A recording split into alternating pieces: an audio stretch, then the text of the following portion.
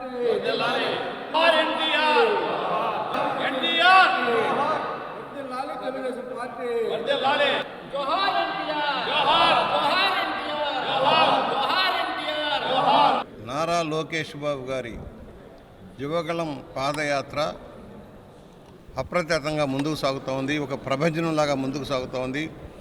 ప్రజా సమూహాల మధ్య ప్రజా సమస్యల్ని తెలుసుకుంటూ యువగళం ముందుకు సాగుతూ ఉంది. 3000 కిలోమీటర్లు ఇవాళ వరకు కూడా పూర్తయినాయి. 4000 వెళ్లాల్సిన అవసరం ఉంది. కానీ ఈ ప్రభుత్వం చంద్రబాబు గారి మీద పెట్టిన దమన నీతి వల్ల కొంత ఆలస్యమైంది.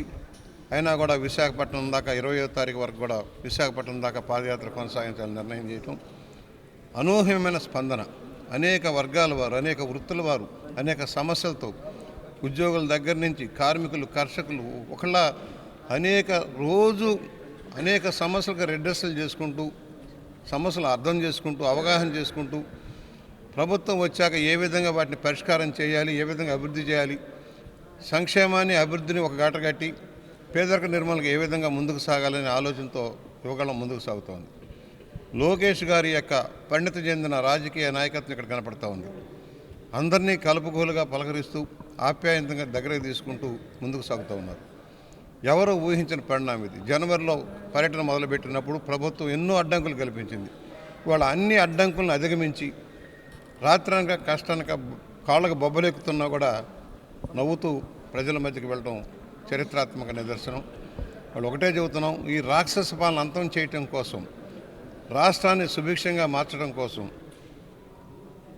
ఉద్యోగ కల్పనకి అవకాశాలు కల్పించడం కోసం, ముందుకు సాగటం కోసం లోకేష్ గారి పాదయాత్ర కొనసాగుతూ ఉంది. ఇవాళ యువకులు కదిలి వస్తూ ఉన్నారు. యువకులకు కూడా అవకాశాలు కల్పించాలని ప్రభుత్వం పార్టీ నిర్ణయించింది.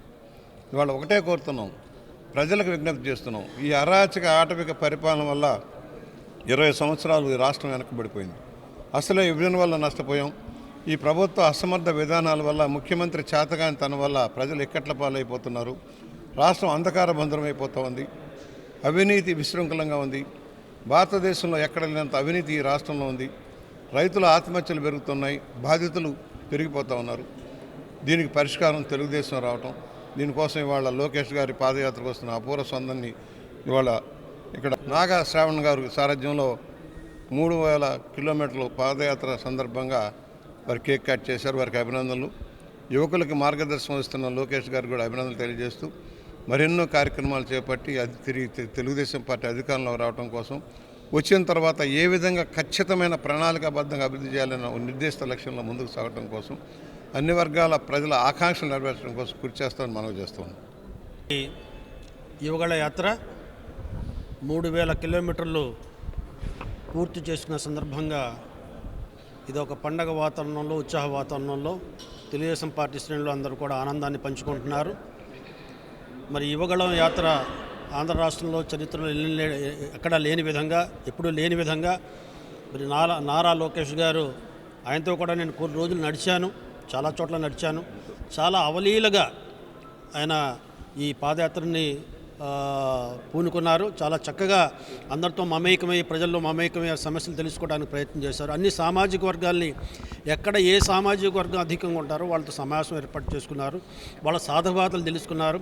వాళ్ళ సాధక బాధలకి భవిష్యత్తులో ఏం చేయబోతాం అనేది కూడా హామీ ఇచ్చిన తరుణం ఈ యువగళంలో నేను స్పష్టంగా చూసాం.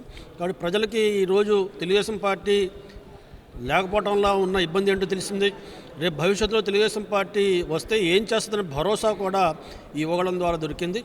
కాబట్టి ఈనాడు నారా లోకేష్ ఈ తెలుగుదేశం పార్టీని రాబోయే రోజుల్లో, రాబోయే కాలంలో 30-40 సంవత్సరాలు ఈ పార్టీని ముందుకు తీసుకెళ్లగల సత్తా, సమర్థత, ఆ ప్రజల్లో మమేకమై ఒక చక్కటి అవగాహనని కూడా పెంచుకొని ఒక నాయకుడిగా, స్థిరమైన నాయకుడిగా, ఒక మంచి పటుత్వం గల నాయకుడిగా ఎదిగారు. దానికి మేము చాలా సంతోషిస్తున్నాం. వాటి భవిష్యత్తులో తెలుగుదేశం పార్టీని ఎదుర్కోనలేక, ఈ ప్రజాబలాన్ని చూసి ఓరవలేక చంద్రబాబు నాయుడు గారిని అక్రమంగా అరెస్ట్ చేసి 2 నెలలు ఆయన జైల్లో పెట్టడం, అదే రకంగా అడ్డంకులు సృష్టించి ఈ యువగళ యాత్రని కూడా ముందుకు సాగకుండా చేయటం, ఇది ఏ రకంగా వైఎస్ఆర్సీపీ పార్టీ భయపడుతుంది తెలుగుదేశం పార్టీని చూసి, ఓటమి భయంతోనే ఇవన్నీ చేస్తుంది. రేపు కూడా ఎన్నికల్లో గెలవనే ఈనాడు స్థిరనిశ్చయంగా వచ్చిన వైఎస్ఆర్సీపీ ఈనాడు ఓట్లను తొలగించి, దొంగ ఓట్లను చేర్పించి, తెలుగుదేశం సాంప్రదాయ ఓట్లను కూడా ఎక్కడ కూడా కనబడకుండా చేసే రకంగా ఆ రకంగా అడ్డంకులు సృష్టించి అప్రజాస్వామ్యకంగా ఓటర్ జాబితాను కూడా ఈనాడు మార్చి గెలవాలని ప్రయత్నం చేస్తున్నారు. డబ్బు బలంతో గెలవాలని చూస్తున్నారు.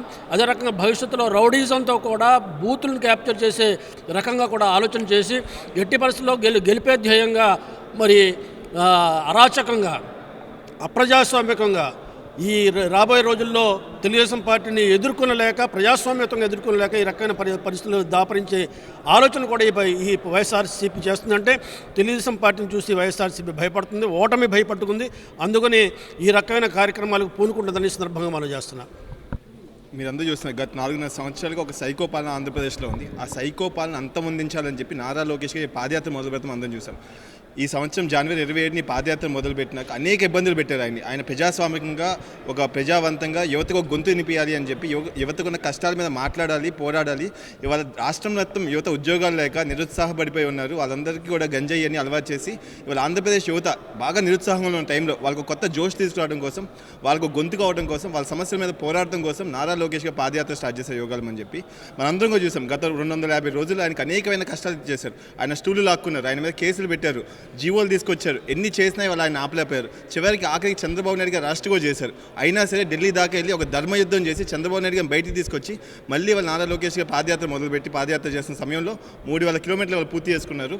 వాళ్ళు మా అందరికి కూడా ఒక కొత్త జోష్ తీసుకొచ్చి ఇవాళ యువత ఏదైనా సాధించగలదు, యువతకు ఒక కొత్త హోప్ ఇవ్వాలి, ఆంధ్రప్రదేశ్ని మళ్ళీ ఒక మంచి రాష్ట్రంగా తీర్చిదిద్దడం కోసం ఇవాళ నారా లోకేష్ గారు పాదయాత్ర చేస్తున్నారు. మీరు చూస్తే గత 220 రోజులుగా కూడా యువత కూడా పెద్ద ఎత్తున యోగాల్లో పార్టిసిపేట్ చేయడం కానివ్వండి, జగన్మోహన్ రెడ్డి గారి మీద ప్రశ్నించడం కానీ స్టార్ట్ చేస్తుంది. ఇవాళ మా అందరికీ నమ్మకం ఉంది, రేపు పొద్దున్న లోకేష్ అన్న పాదయాత్ర పూర్తి చేసినాక అసలు సినిమా స్టార్ట్ చేస్తారు. ఇవాళ జగన్మోహన్ రెడ్డి గారు చేసిన అక్రమాలు, అన్యాయాలన్నీ ఫస్ట్ హ్యాండ్లో ప్రజల్ని కలుసుకుని వాళ్ళ ద్వారా విని నేర్చుకున్నారు లోకేష్ గారు.